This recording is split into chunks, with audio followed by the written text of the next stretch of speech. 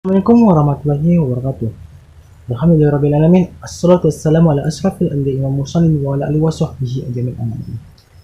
Pertama-tama tidak lupa kita panjatkan puji syukur kita kepada hadirat Allah Subhanahu wa taala yang telah memberikan kita rahmat, kesehatan dan karunia kesempatan sehingga kita dapat hadir walaupun seperti ini. Salawat serta salam tidak lupa kita aturkan kepada junjungan Nabi besar Muhammad SAW dengan melafazkan bersama-sama Allahumma shalli ala sayyidina Muhammad wa ala ali sayyidina Muhammad. Baik, agar tidak memperpanjang mukadimah, saya akan sedikit menjelaskan tentang landasan ekonomi pendidikan. Sebelumnya, perkenalkan terlebih dahulu, nama saya adalah Khairul Muslimin dengan NIM 12111412256. Di sini saya dengan maksud untuk menyelesaikan program studi saya dengan mata kuliah Landasan Pendidikan IPS dengan dosen pengampu Bapak Nurdiansyah MPD.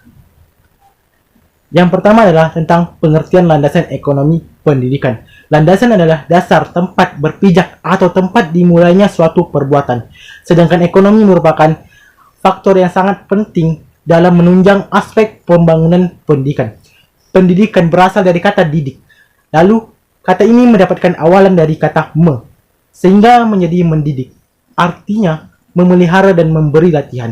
Ekonomi merupakan salah satu faktor yang cukup berpengaruh dalam mengembangkan pendidikan, melihat dari tujuan, situasi, dan kebutuhan yang ingin diperoleh.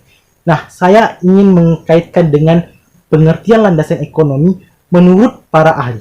Nah, di sini saya mengambil menurut Kahn 1979, lalu diperbarui oleh Fatah pada tahun 2002. Menyatakan ekonomi pendidikan adalah studi tentang bagaimana manusia baik secara individu maupun kelompok masyarakat membuat keputusan dalam rangka mendayagunakan sumber daya yang langka, terbatas agar dapat memahami berbagai bentuk pendidikan dan latihan pengembangan ilmu pengetahuan. Lalu, yang kedua adalah tujuan ekonomi pendidikan. Ada 4 tujuan ekonomi pendidikan tersebut. Yang pertama, pendidikan menjadi hak seluruh manusia tanpa syarat apapun. Nah, ya, semuanya berhak untuk berpendidikan. Semuanya berhak untuk belajar sebagaimana dengan undang-undang wajib 12 tahun belajar. Yang kedua, pemerataan pendidikan baik dari segi kuantitas maupun kualitas bagi seluruh umat manusia. Yang ketiga, terjaganya hak pendidikan bagi seluruh kalangan tanpa terkecuali.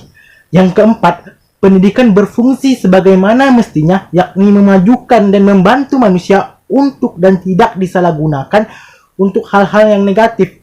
Nah, di sini saya mengambil sebuah inisiatif dan inspiratif bagi kalangan-kalangan semua, yaitu adalah Ibu Butet Manurung, yaitu adalah seorang arkeolog yang turun di daerah Jambi yang rela untuk mengajari suku-suku yang pedalaman belajar untuk mengajari sebuah baca tulis.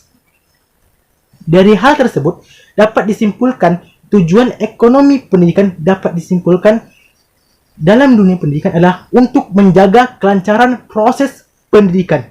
Nah, pada banyak kasus yang telah terjadi, begitu banyak permasalahan pendidikan yang berhubungan dengan dana pendidikan.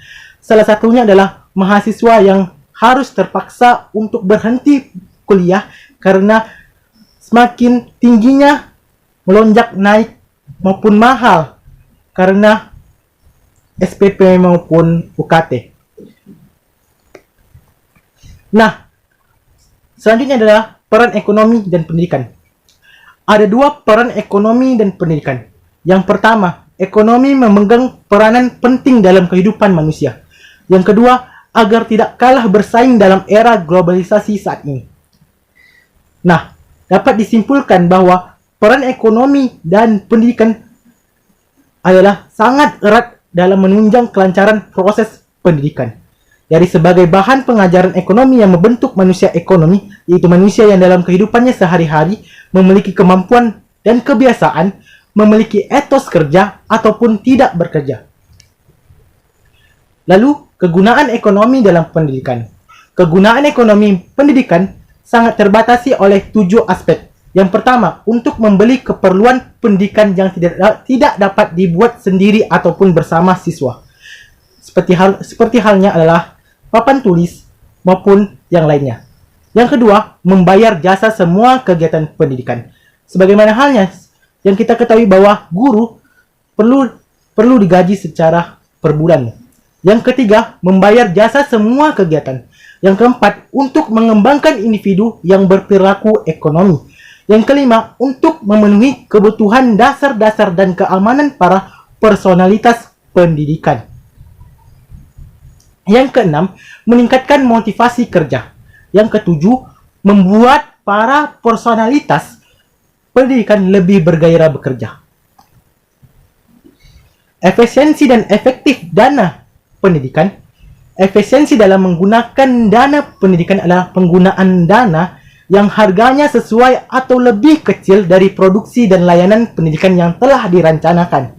Atau secara lebih luas, biaya pendidikan lebih kecil daripada produksi pendidikan bila semuanya dapat diuangkan.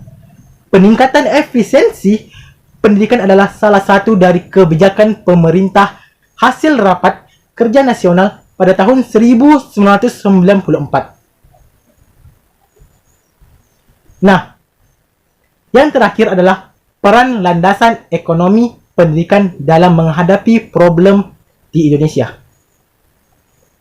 Pendidikan di Indonesia, sebagaimana yang kita ketahui, adalah sangat bisa dikatakan sulit untuk diterapkan di Indonesia. Berbagai kurikulum di Indonesia banyak halnya diganti. Pada tahun 2022 telah diganti kembali dari kurikulum K13 menjadi kurikulum 2022.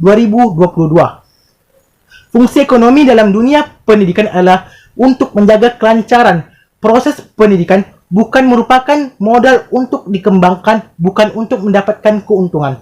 Ekonomi pendidikan sama fungsinya dengan sumber-sumber pendidikan lain, seperti guru, kurikulum, alat peraga, dan sebagainya, untuk menyukseskan misi pendidikan yang semuanya bermuara pada perkembangan peserta didik. Ekonomi merupakan salah satu bagian sumber pendidikan yang membuat anak mampu mengembangkan efeksi kognisi dan keterampilan. Di sekolah, disinilah perkembangan semua halnya. Mungkin itu saja yang dapat saya sampaikan. Jika dalam perkataan maupun perbuatan, jika ada kesalahan, saya mohon maaf. Wabillahi taufiq walhidayah. Wassalamualaikum warahmatullahi wabarakatuh.